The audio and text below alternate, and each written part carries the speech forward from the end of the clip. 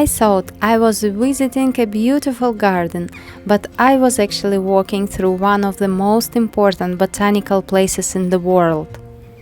My friend invited me to join her for a day at Kew Gardens.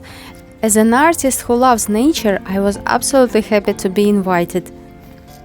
One of the first things that caught my eye was a Great Pagoda rising above the trees.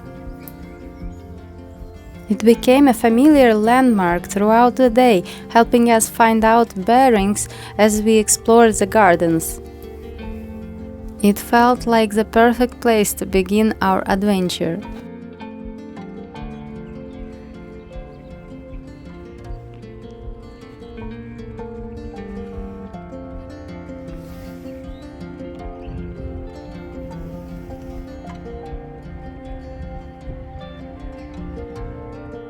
Kew isn't just a park, it's recognized globally for its scientific and historical importance and has been a UNESCO World Heritage Site since 2003. It's surprising how quickly I forgot I was still in London. One moment there was a busy city outside, and the next I was surrounded by giant trees, exotic plants, landscapes that felt like they belonged to different parts of the world. Kew contains more than 50,000 living plant species. The gardens hold one of the largest and most diverse living plant collections on Earth. Standing there, you realize how small we are compared to the incredible variety of life growing quietly around us. Walking through the gardens often reminded me of my travels. Around every corner there seemed to be plants from another part of the world, many of which I recognized from places I had visited myself.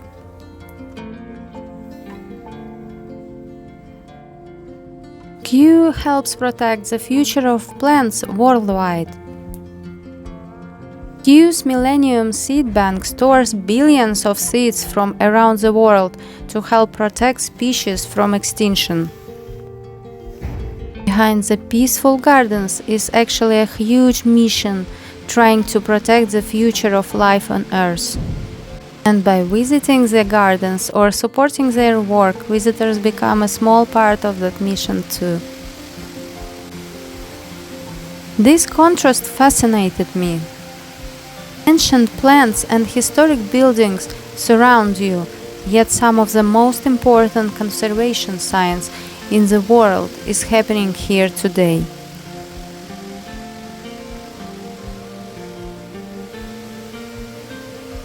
The Palm House was revolutionary when it was built. The famous Victorian Palm House opened in 1848 and became a model for glasshouses around the world. Its curved iron and glass design was groundbreaking at the time. It almost feels like stepping into another century and another climate at the same time. The humidity hit us the moment we walked in. The smell of warm soil and tropical air is not something we experience every day in Britain. Outside was London, but inside felt like a rainforest.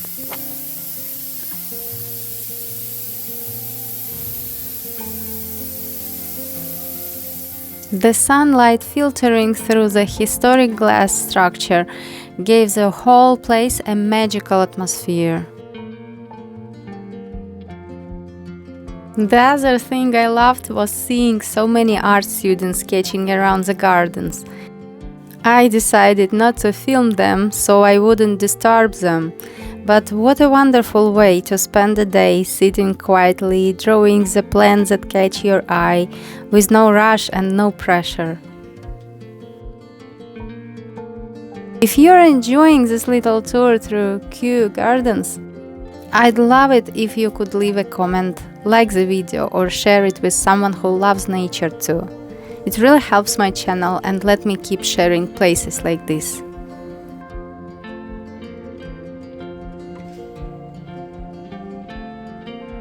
The oldest potted plant in the world lives there. An Eastern Cape giant cycad has reportedly been growing in pots since 1775. This plant was already alive before photography even existed. Standing near it, I couldn't help wondering how many people have walked this same path over the last 2 centuries. Some of the plants at Kew may outlive all of us.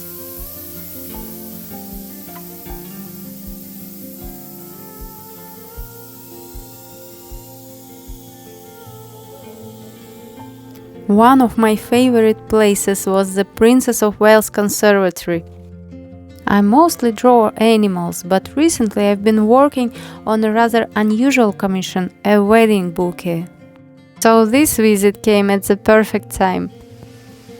There were orchids, cacti, water lilies, carnivorous plants, and so many unusual species from around the world.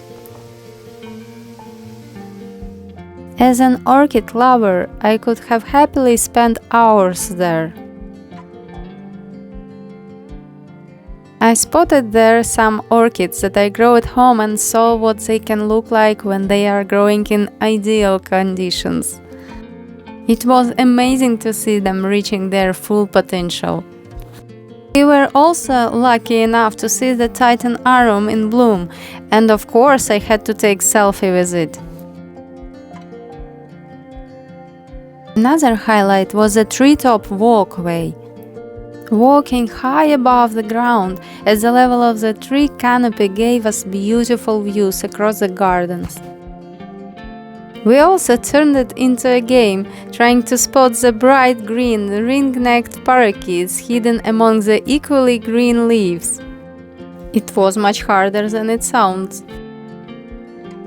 The place has layers of history hidden inside it. Kew evolved from Royal Pleasure Gardens into one of the world's leading scientific institutions. It still feels peaceful and quiet, but behind every path lie centuries of discovery. We spent the entire day there, but still didn't manage to see everything. We loved every corner of the garden so much that we eventually had to decide which sides to skip to see others. I even revisited some places twice, as my friend arrived a bit later, and I absolutely didn't mind seeing them a second time. Kew Gardens is one of those places where you could easily spend more than a day and still find something new. And perhaps that's what I will remember the most.